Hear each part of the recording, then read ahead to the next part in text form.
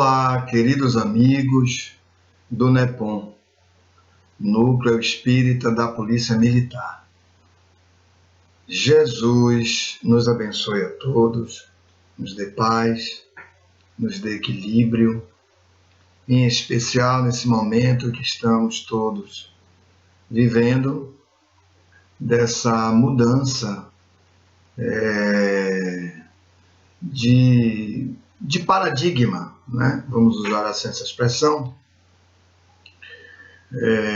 em função do coronavírus e das suas consequências para a ordem social, a ordem jurídica, a ordem política, a ordem econômica da humanidade, né? Quando eu digo mudança de paradigma, eu quero dizer o início dessa mudança, porque isso ainda não se afirmou para a humanidade ainda, não é nada que a humanidade ainda tenha chegado a essa conclusão. Entretanto, as bases de determinado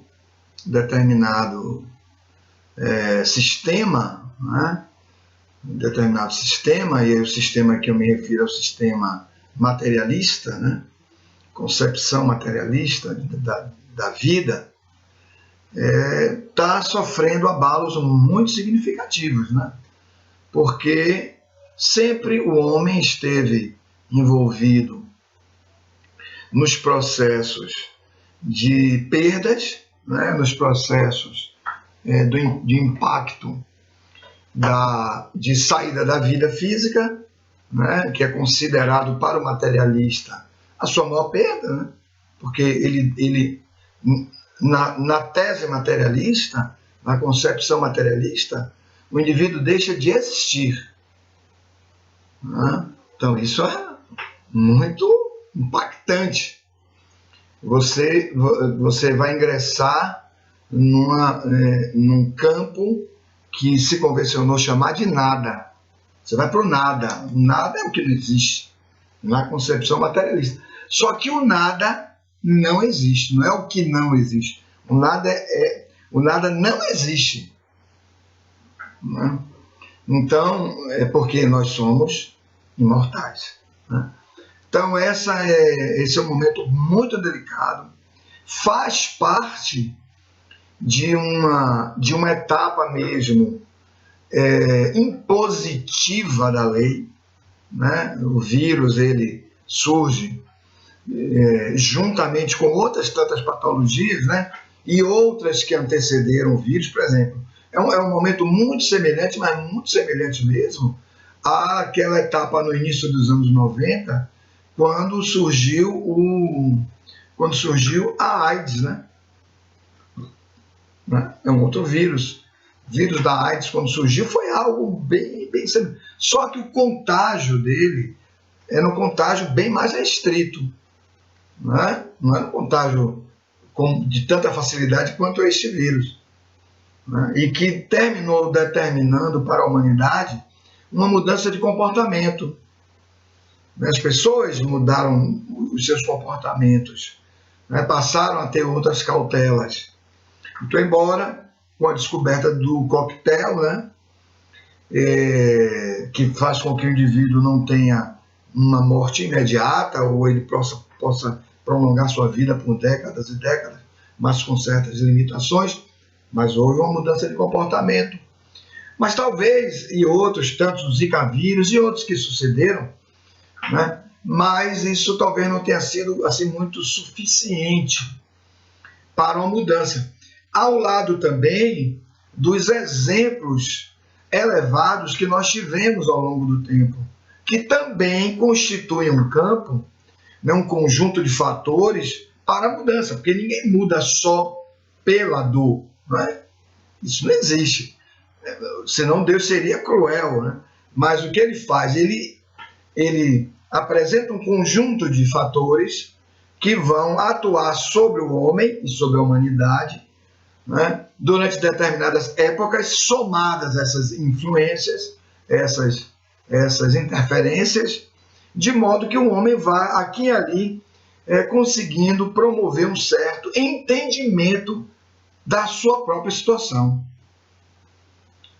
né? Porque isso é o que nos cumpre, é o que nos cabe.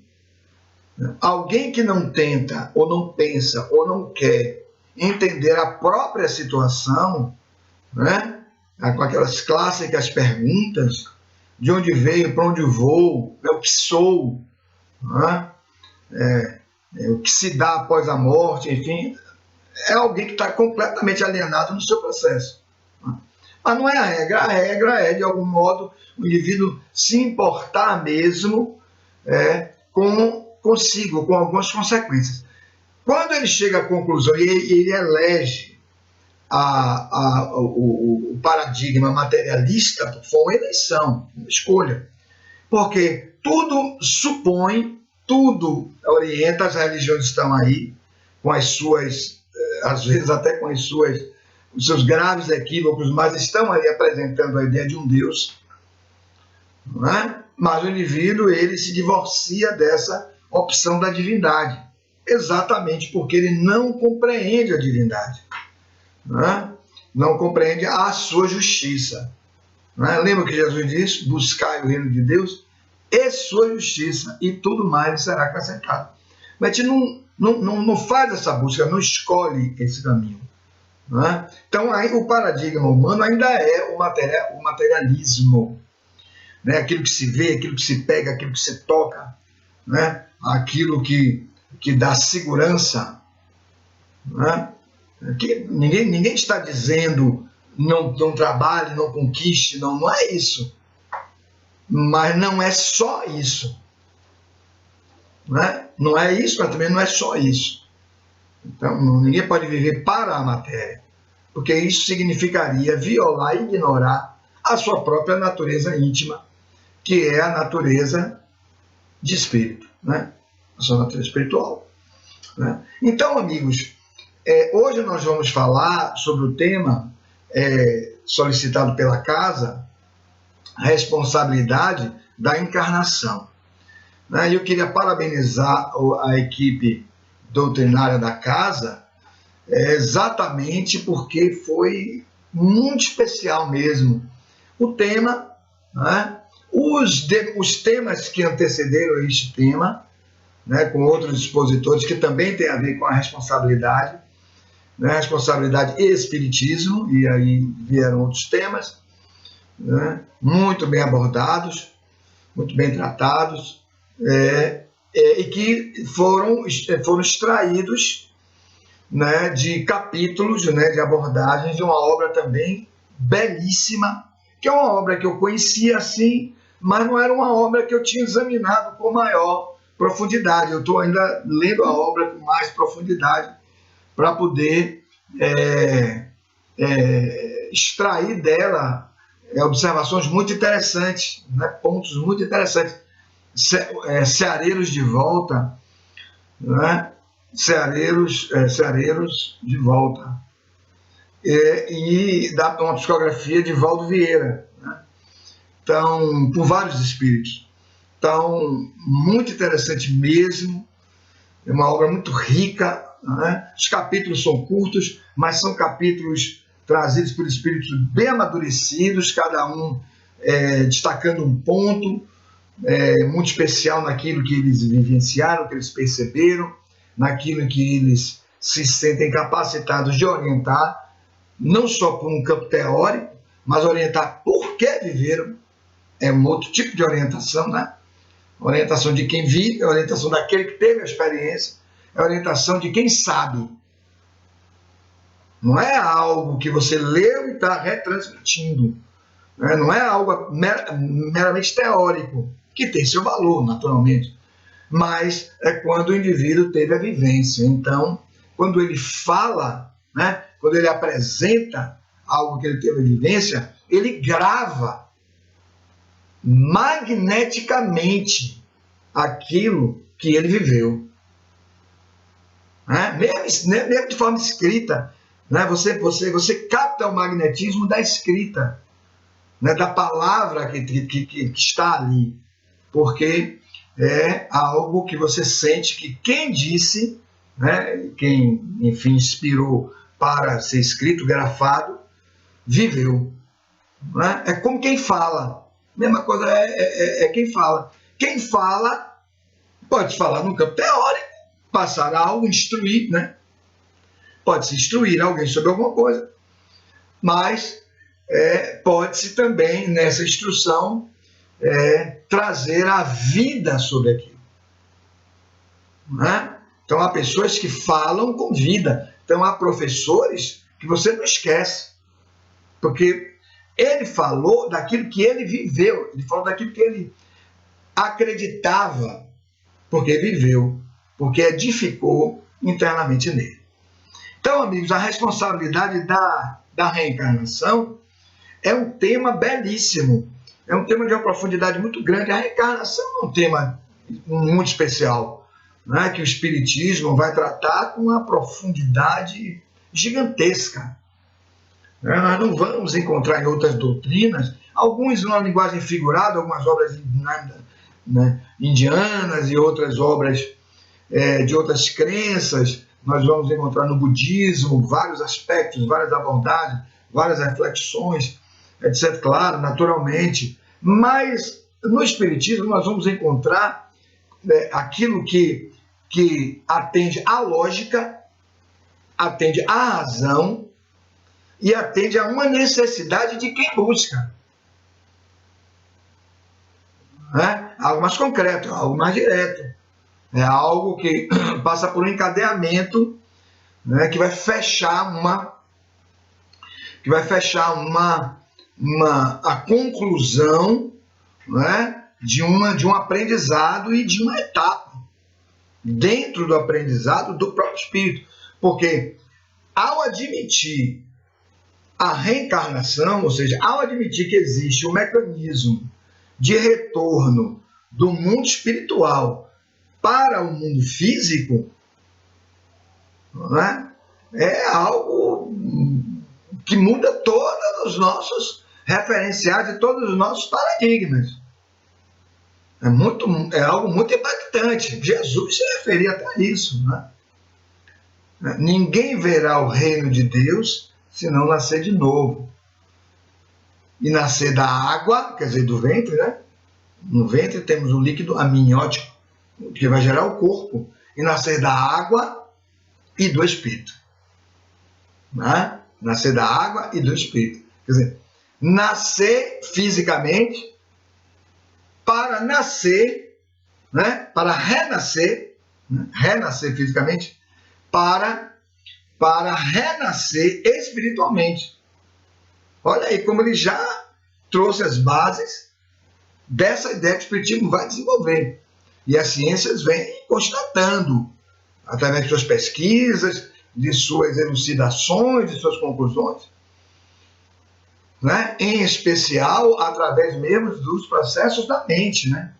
A mente é esse arquivo de outras vivências, de outras...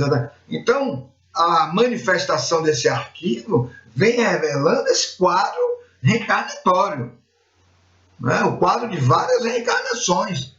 Então, você não tem como discutir com isso, porque você, na verdade, não pode negar um fato vivido por alguém, ou por você mesmo. Há casos da memória espontânea, há casos dos sonhos recorrentes, né? Sonhos de encarnações anteriores, enfim. Você tem a nítida e exata impressão que você viveu aquilo. Você não pode negar a construção de uma habilidade, né? De uma tendência, de uma capacidade, de um entendimento, de um conhecimento prévio sobre alguma coisa. Né? Então, tudo isso vai compondo esse quadro de conclusão pela validade da tese reencarnacionista. Né? E o tema que nós vamos abordar, né? A reencarnação, a responsabilidade da reencarnação. Então, é isso que eu queria convidar todos para refletirem sobre as suas próprias reencarnações.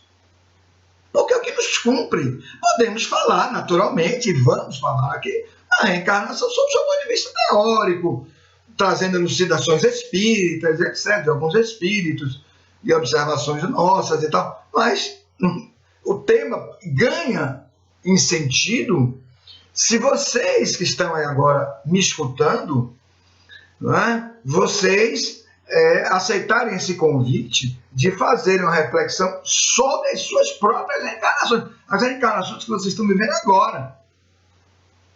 Há espíritos aqui que nos escutam, muitos já estão, por assim dizer, envolvendo-se nos fluidos mais animalizados, mais carnais, porque estão se apropriando desses fluidos que estão bem próximos da reencarnação deles, vão ter mais uma encarnação. Então, vão para os centros espíritas e ali começam a receber determinados tratamentos perispirituais, etc., para eles começarem a realmente se habilitarem a esse processo de ligação com o corpo. E aí nós já estudamos isso, não estamos aqui falando, não vamos falar sobre a engenharia da reencarnação, mas existe uma engenharia da reencarnação, que o Espiritismo trabalha muito bem, pelas suas etapas, enfim, os seus processos, mas vamos falar sobre a responsabilidade da reencarnação. Então fica aqui na palestra, apesar de ser virtual, mas fica para nós, para cada um de nós, passarmos, a partir de hoje, se não fazemos, começar a fazermos essa reflexão sobre a nossa reencarnação. Porque isso tem a ver com o processo da responsabilidade. Da responsabilidade. A responsabilidade é exatamente esse traço de ligação entre o passado, o presente e o futuro. Não há responsabilidade só sobre o passado. A responsabilidade é também sobre o futuro, sobre o presente e sobre o futuro. Porque conforme agirmos agora, nós estaremos já estabelecendo as bases da próxima reencarnação. Já começamos. Já começamos.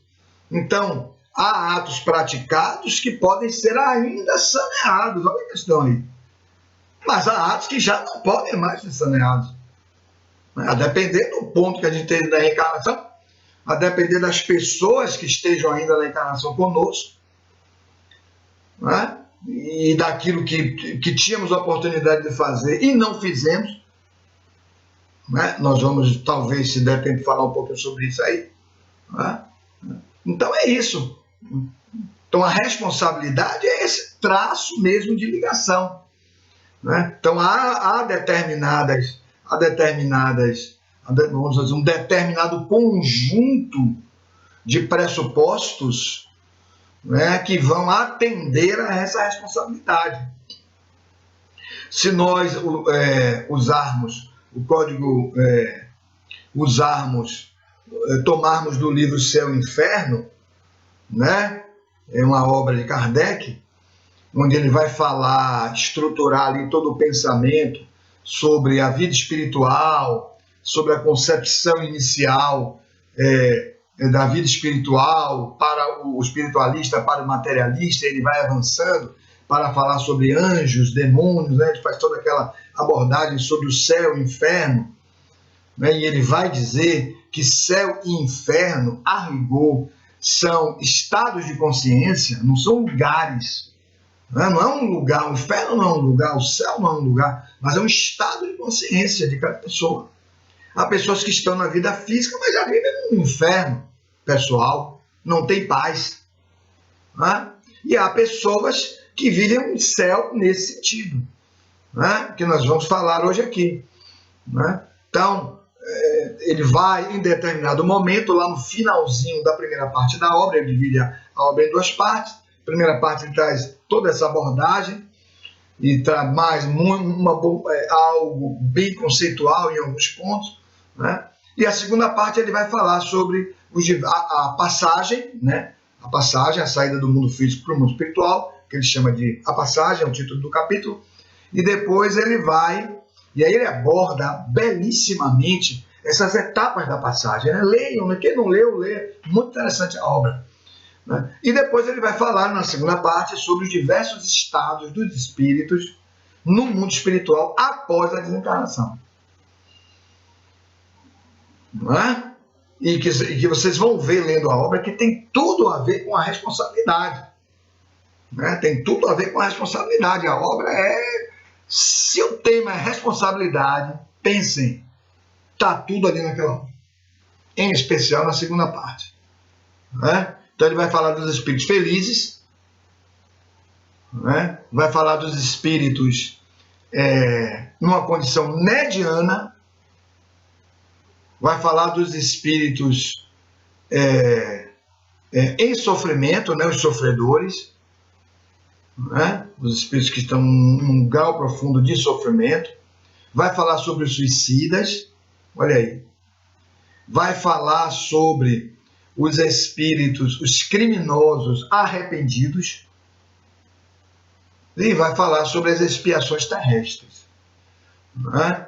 Então a obra inteira é tudo através de depoimentos, amigos. Todas essas etapas são os próprios espíritos falando pelos médiuns, a maioria deles também. O guia do médium faz esclarecimentos, né? Apresenta esclarecimentos àquele grupo mediúnico que recebe a mensagem, né?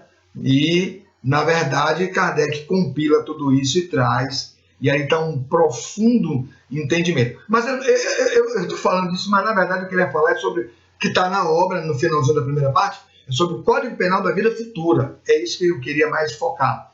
Né? Então Kardec ali ele desenvolve, pelo próprio nome do título desse tópico, né? Código Penal da Vida Futura, vocês estão vendo que ele está falando de um código, que é um código, é um conjunto de normas penal, ou seja, um código que estabelece regras sobre pena, né? Sobre pena, né? Da vida futura, ou seja, da vida espiritual e, consequentemente, da vida corporal seguinte, aquela que você está deixando. Né? E aí são sucessões de reencarnações. Né? Então, são 33 itens, mas o que eu queria tirar de lá são alguns princípios, né? E um muito interessante é quando ele diz assim, cada falta cometida já tem a sua própria pena. Isso é um negócio muito interessante. É muito interessante, porque é como se ele quisesse dizer assim, pelo fato do espírito não ter realizado o que ele poderia realizar e deveria realizar, ele sofre a pena de não ter alcançado, atingido a felicidade para ele possível. Não é a felicidade total. No nosso nível, nem pensar nisso. Né? Pensa em espíritos que não têm consciência de si mesmos. Imagina, você vai falar em felicidade total. Mas não é isso. A felicidade possível de alcançar. Né? É claro que ele está falando da lei de causa e efeito. A lei de causa e efeito vai dosar isso. Né? A lei de causa e efeito, dentro de um sistema, né, de leis, né, ela vai estabelecendo um microsistema, vamos dizer assim, onde, à medida que você escolhe e atua, é à medida que você dispara para o futuro o reencontro com o escolhido. Atos praticados agora, você vai se reencontrar com ele. Atos bons, boas experiências, né? Como se diz, uma boa colheita lá na frente e tal. Né? Atos inferiores, reencontro com os atos inferiores. Pode levar 400 anos, mas você vai se reencontrar com ele. Então Jesus, amigos, né? Ele vai contar uma parábola para isso. Né, que é a parábola dos talentos. Eu queria trazer essa parábola exatamente para trazer no contexto da nossa reflexão sobre a responsabilidade. Ele diz assim, o senhor ia viajar, né, isso trazendo, eu queria apresentar aí o primeiro fator, o primeiro elemento constitutivo da responsabilidade, que é a imputação. a imputação, como vimos agora nessa referência ao Código Penal da Vida Futura.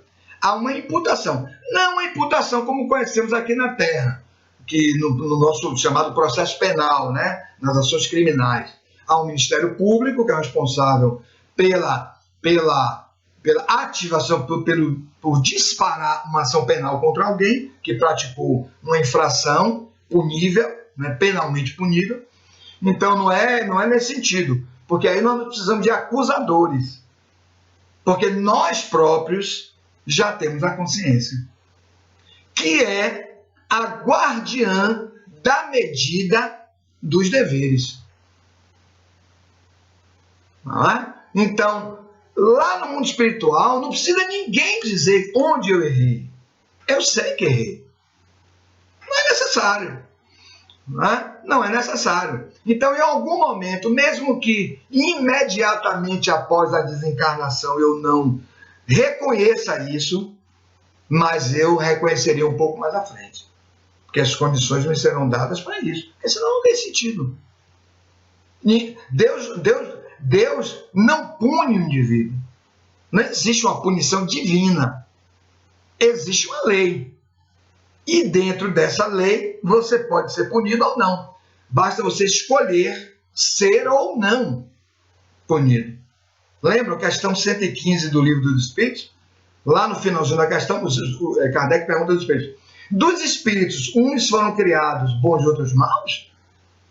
Kardec estranha, porque há bons e maus. Aí os Espíritos falam: não, todos foram criados simples e ignorantes, porém com uma missão. Deus dá essa missão a cada espírito para fins deles se esclarecerem, porque é no trabalho que nós nos esclarecemos. Esclarecerem, e aí ele prossegue: e deverão, então, prosseguir nisso, né, nesse desenvolvimento das tarefas para o esclarecimento próprio. Daí, amigos, a imputação é exatamente essa etapa onde o indivíduo vai perceber, constatar o que falta. Porque essa é a tarefa que nós temos que fazer agora, por isso que eu estou trazendo todos nós para uma reflexão sobre a nossa responsabilidade na encarnação. Assim, pensar, o que falta eu fazer? Pronto, eu já conquistei um monte de coisa material. Pronto, tudo bem. Mas o quê? Mas falta alguma coisa. Como é que você sabe o que falta? Como é que a gente sabe isso? Vendo o vazio que existe. Onde há vazio? A vazio que eu digo interior. Né? Onde há vazio? Isso é o que falta. Né? Então, amigos, essa é a primeira etapa da composição desse quadro, da formação, da constituição da responsabilidade, que é a imputação. Então, voltando à parábola, Jesus disse, eu tive que explicar isso antes para explicar porque é que eu estou usando a parábola. Né? Então, é uma relação que Jesus faz entre a exigência daquilo que foi recebido. Notaram o mestre aí? Notem o mestre. Olha o que ele diz. Se você recebeu, você tem que multiplicar isso aí. Você tem que multiplicar isso aí. Então o Senhor ia viajar, deu 5 talentos a um servo, deu 2 talentos ao outro e 1 talento ao terceiro. Notem que aí, aquele que deu os talentos não foi injusto. Notem isso. Porque pode parecer injusto, pô, deu 5 a 1, 2 a... Ele não é injusto porque ele dá de conformidade com a capacidade de cada um multiplicar. Seria injusto se ele desse recurso que ele sabe que o indivíduo não tem condições de multiplicar. Aí é injustiça. Né? Mas se o indivíduo já tem os recursos, então ele vem para a encarnação. Ele dá os talentos e sai. E larga o indivíduo com os talentos. Aí vai aparecer para todos nós uma noção muito importante de tempo, amigos. Por quê? O que é tempo? Tempo é muita coisa. Se você for procurar conceitos de tempo, aí não vai ter tempo para ver tanto conceito. Mas do ponto de vista da parábola, e aí Jesus nos elucida, bastante sobre isso, nós podemos concluir que tempo é também uma espécie de campo de possibilidades. Um campo de possibilidades. Onde está envolvido o quê? Os recursos que o indivíduo recebe, e a aplicação do recurso. O recurso e a aplicação do recurso. Isso é um campo de possibilidades. Tempo é campo de possibilidades. Então, há pessoas que dentro da encarnação têm um talento, têm um recurso, têm a oportunidade para aplicá-lo, mas não aplica. Porque ele está guiado por outros interesses próprios, pessoais. Interesses pessoais. Ele está muitas vezes envolvido em uma determinada ambição corporal, física. Ele não se apercebeu ainda da tarefa. Ele está trabalhando no campo das quantificações. Então ele não se apercebe da tarefa. Não há nenhum problema com a ambição.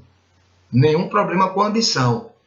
Aqueles espíritos que ainda têm uma determinada ambição mais material, as suas reencarnações não são exatamente reencarnações que se esperam muito dele em termos espirituais. Muito não. Espera alguma coisa naturalmente. Tanto que ele recebe um talento. Ele recebe muito. Porque os talentos são necessários, porque se tem recurso, olha aí, é porque aparecerão quais os necessitados do seu recurso. Deus não poderia dar recurso a quem ele sabe que não vai aplicar. Ele dá um talento ao indivíduo, porque o indivíduo tem a condição de aplicar um talento. 2, porque ele tem condições de aplicar os 2 talentos. E 5, ao que já tinha as condições de aplicar o talento.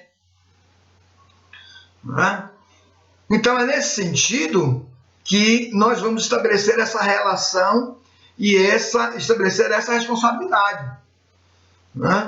Tanto sim, lembre da parábola que depois Jesus diz assim, quando o Senhor da vinha vem tomar as contas dos indivíduos. Aí o indivíduo que recebeu 5 multiplicou e entregou 10. Ele diz, bom servo e trabalhador. Olha bem, lembram disso?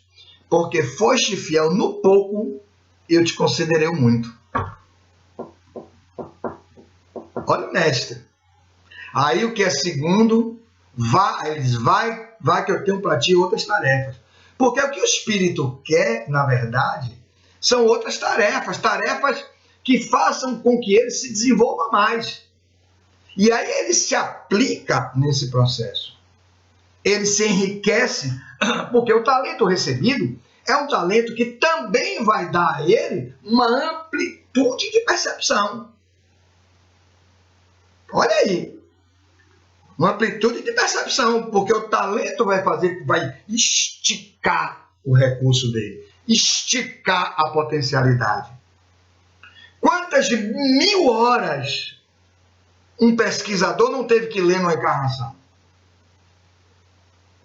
Muita coisa, é muita coisa. Não é pouca coisa. Em outros campos, em outras áreas, em outras profissões, não citamos essa, mas ele teve que fazer investimento. Então, é muito significativo isso aí.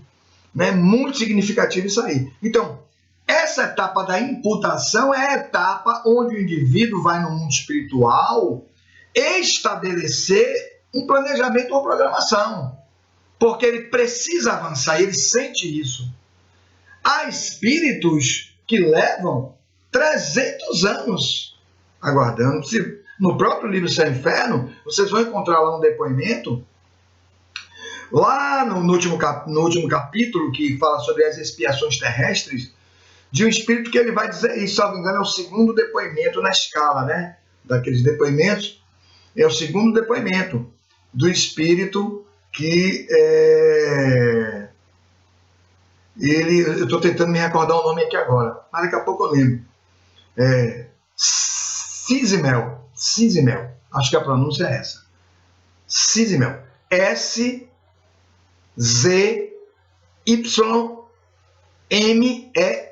Mel, né? Mel, a gente já sabe, mesma coisa boa, né? Sizimel, eu acho que a pronúncia é essa. Ele conta a história dele, né? Que ele era um rei ou um príncipe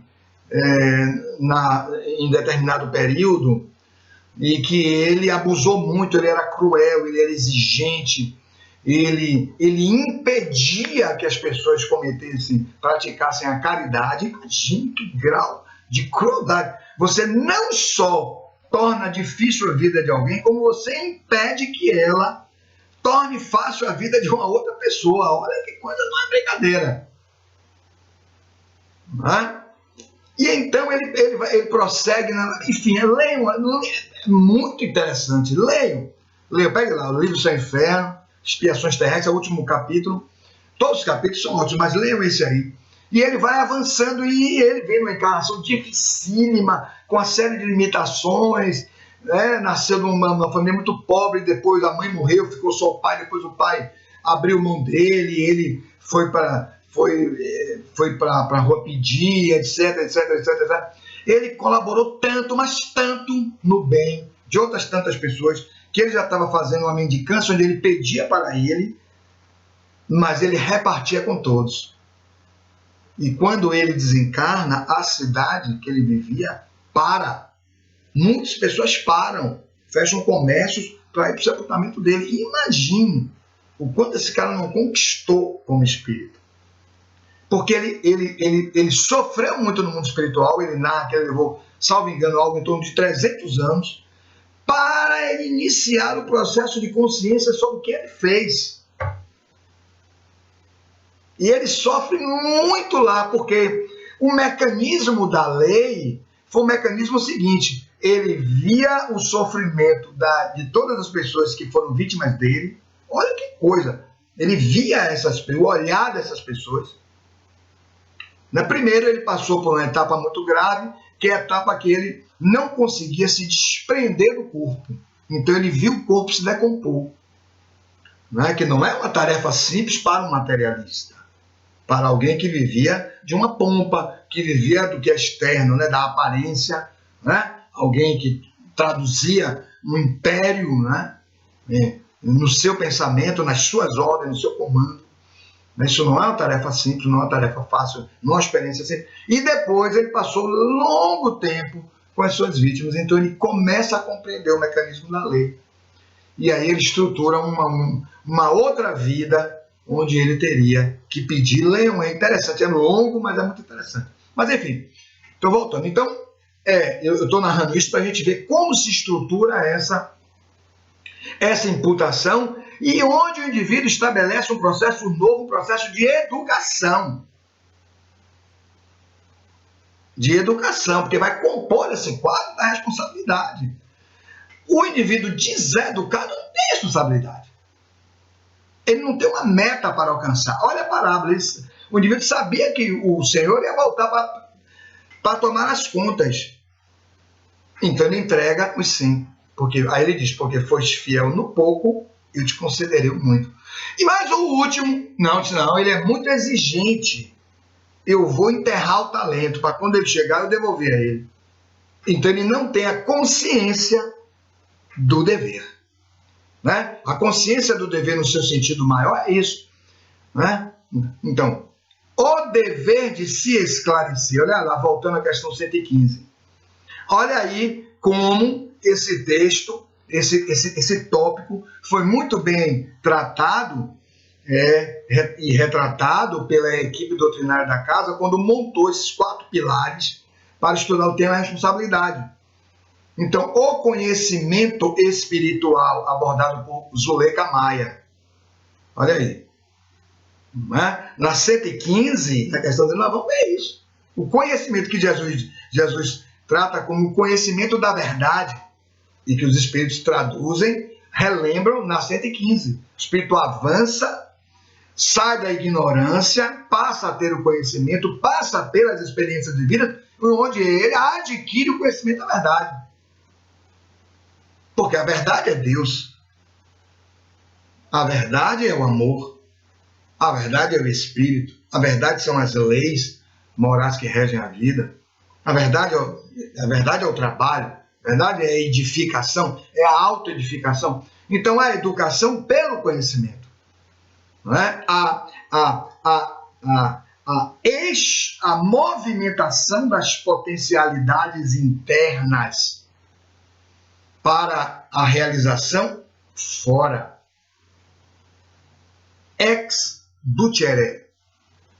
Educação. Ex fora. Ducere. De trazer, né? de pôr para fora, né? De conduzir. Educa-se todo aquele que vai à própria alma, ou seja, dentro, processo de autoconhecimento, enfim, que não vamos falar disso aqui hoje, né? Vai à própria alma e traz de lá os recursos. Jesus contou a parábola para isso, meus amigos. Lembram dela? Não vou contar, não, vou misturar parábola para parábola aqui. Nosso tempo está no finalzinho já. Né? Então, é isso que se dá, a educação para a formação do compromisso. Para a formação do compromisso. Olha aí, o dever, que foi tratado também no tema responsabilidade do dever por Jamile Lima, que falou para todos nós, né? A responsabilidade do dever. Né? E nesse trabalho vai acontecer um fenômeno especialíssimo, que é o fenômeno da realização. Que é esse quarto ponto que eu estou trazendo aqui para compor esse quadro da responsabilidade, né? Que é a realização. É o facere, né? Facere lá dos romanos, o facere. O fazimento concreto não é algo teorizado, mas é o fazimento concreto. Né? E isso implica em renovação. Quando você faz, você já não é mais aquele que apenas passou pelo remorso, não é? Que é uma das etapas do arrependimento. Está lá, Código Penal da Vida Futura também. É necessário arrependimento, é necessária a expiação para a reparação. São esses 3 pontos que estão lá no Código Norteia, no Código Penal da Vida Futura. Não é? Então, nós vamos encontrar aí a fala de quem? A fala de Edivaldo Dias. Responsabilidade da renovação. Olha aí. Né? Então, a encarnação, ela está jungida, ela está ligada a esse processo. Ela é uma ferramenta, é um instituto concreto. Você entra no corpo e nas experiências adredemente elaboradas. Porque esse dever geral, Jesus já apontou para todos nós. É amar. Esse é o dever geral. É amar. Porque a ação de amar é a ação de incluir. À medida que amamos, à medida que saímos de nós, vamos deixando cada vez mais a nossa personalidade, que é a nossa marca, o nosso campo mais expressivo com a relação do mundo com o mundo externo. Né? Nós vamos deixando a personalidade e essa personalidade vai tomando distância da gente. E vamos nos relacionando e nos envolvendo, né, com as pessoas, incluindo-as de forma afetuosa, amorosa, sem aprisioná-las. Sem aprisioná-las. Elas serão quem elas quiserem ser. Por que eu digo isso? Porque Deus permite que seja assim. Então, todo mundo que estabelece limites para a vida de alguém, simplesmente não entendeu Deus ainda. Ora, se Deus permite que ocorra que o indivíduo se manifeste assim, sou eu que vou dizer que ele não pode se manifestar. Se ele não pudesse se manifestar e agir assim, olha bem, Deus não permitiria.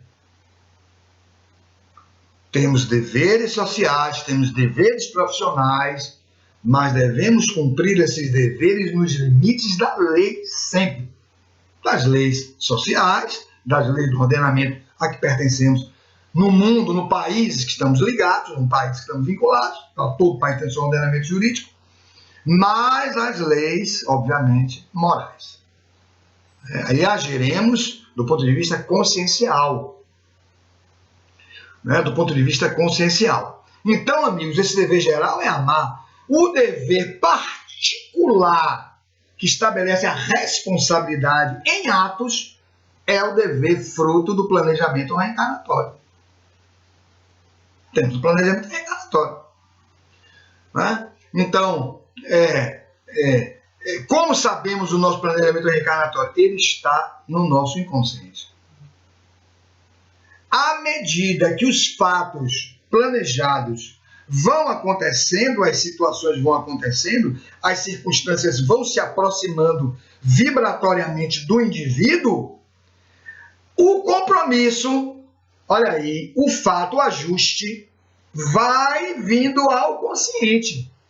Aí o indivíduo diz, essa tarefa é minha.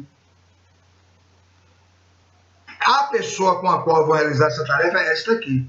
Às vezes, surgem muitas pessoas no caminho para nós estabelecermos vínculos profissionais, vínculos profissionais. Há dentro das próprias repartições públicas, pessoas com as quais você sente, eu tenho uma tarefa com essa pessoa. Na área médica, na área da engenharia, em outras tantas, na área policial militar, que é do núcleo espírita a que estamos nos dirigindo hoje. Então, existem pessoas com as quais, dentro da tarefa policial militar, que são várias, tem administrativas, mas também tem as tarefas operacionais, você se identifica com aquelas pessoas. São as pessoas que há um alinhamento vibratório, porque há compromisso entre elas. Há compromisso entre elas. Algumas até nos deixarão imaginadamente em meio de caminho. Poderão desencarnar em uma determinada operação, mas tinham uma tarefa em parte conosco. Até a parte que era para ser realizada, foi realizada. Nós é que queremos aprisionar as coisas, as pessoas e tudo, mas todo esse mundo que vivenciamos fisicamente é um mundo excepcional, não é um mundo regra. O mundo regra é um mundo espiritual. É um mundo espiritual. Então, amigos, o planejamento reencarnatório ele vai surgindo quando vamos reencarnando ao esquecimento do passado, o espírito vai começando a sofrer prazer do sentimento, porque ele precisa iniciar-se em uma nova etapa de reconstrução da sua história aí. Para o tópico tratado por Edivaldo Dias sobre a renovação. A responsabilidade da renovação. Se não há esquecimento do passado, imaginou, estaremos altamente vinculados ao passado, que precisa ser abandonado. Ele não morre em nós. Nunca morrerá, é nosso. É patrimônio do espírito. Mas o que a lei faz, o que Deus faz no momento, não é útil que esse passado influencie as suas decisões de agora. Ele não foi eliminado, até porque ele é base de segurança para não repetirmos ações inferiores. Porque quando voltamos no mundo espiritual, sofremos lá. Não, meu amigo, não, isso aí, irmão, eu não quero mais. Não, mas vamos lá, pai. Podemos ali, você sabe, você tem habilidade, podemos tirar ali uma vantagem. Não. Não, meu amigo. Vá você, irmão. Fosse você, não iria. Mas você pode ir. Anos depois, tempos depois, aquela situação difícil para a pessoa. Certo? Rapaz, quando foi... meu amigo. Você foi para lá e eu estava vindo de lá. não é coisa boa. Né? Hoje eu tenho outro grau de compromisso, de responsabilidade, por causa da imputação, por causa da educação, por causa do compromisso firmado. Eu pratiquei outros atos. Né? Eu pratiquei outros atos e cresci neles. Porque isso significa manifestar luz. Luz para fora. Não, luz para dentro. Existem escaninhos na nossa mente que precisam ser, né, sombras, zonas de sombra. Vamos usar uma linguagem de Joana de Ângeles, né, da psicologia de modo geral aí. Áreas de sombra precisam ser iluminadas. Porque ali há recursos, ali há energia que precisa ser transmutada. Volto de novo, Edivaldo. Renovação, processo de renovação. Precisam ser transmutadas aquelas energias. Você não pega energia e joga fora, não existe isso. Ela é transmutada. Lembram quando Kardec pergunta aos espíritos sobre a paixão, livro 4 do livro dos Espíritos, né? Eu tenho mania de falar livro 4, mas é a parte 4 do livro dos Espíritos. Né? Alguns tratam como livro, outros como parte. Ele vai falar das esperanças e consolações. Então ele vai falar lá sobre as paixões. Aí tem uma pergunta que Kardec diz assim: o princípio das paixões é ruim, é mau? Aí diz, não, o princípio não. As paixões sim, mas o princípio não. Porque o princípio das paixões é energia de movimentação. Lembra que eles assemelham um cavalo, não um corcel, ele usa a expressão, um corcel que não está domado. Mas se for domado, aí sim ele é útil.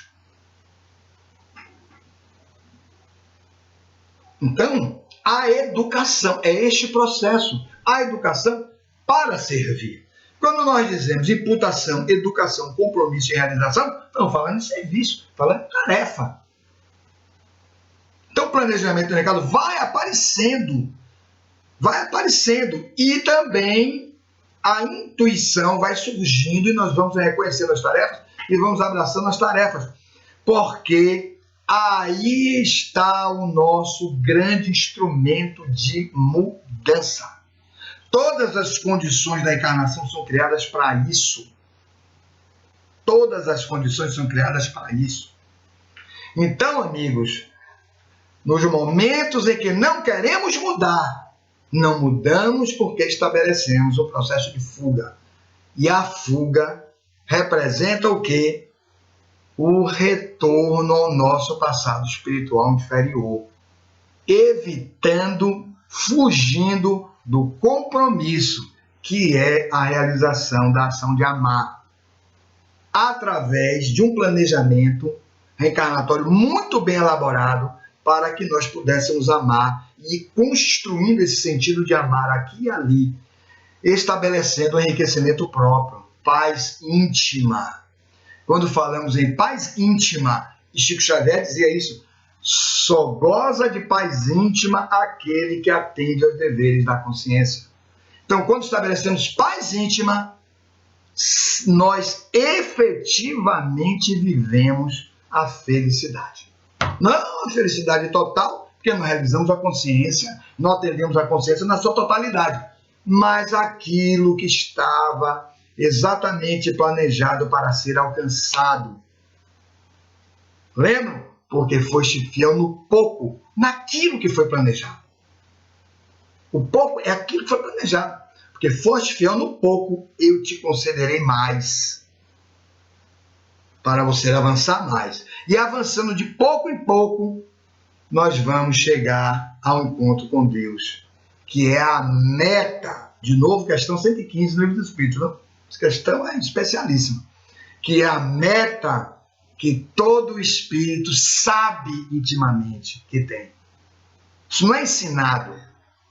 Não é ensinado. Joana de Ângeles fala sobre isso quando ela narra sobre o fenômeno do deotropismo. É um tropismo, um deslocamento para Deus. Consciente ou inconscientemente. Inconscientemente, mais grave, não sabemos, né? O que fazer exatamente. Mas intuímos o que fazer. Por isso que muitas vezes estamos cheios de coisas materiais, mas estamos em profundo grau de depressão.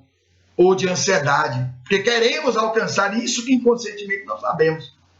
Sei que há, mas não sei o norte disso, porque não parei, não observei, não vi.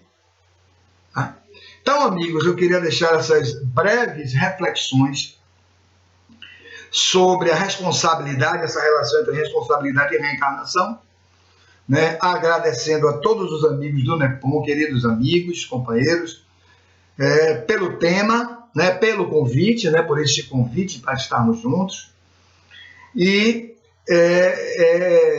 formulando votos de paz para todos, bons estudos, boas reflexões, e Jesus nos abençoe neste momento em que estamos sendo exigidos pela vida nas nossas decisões. Muita paz.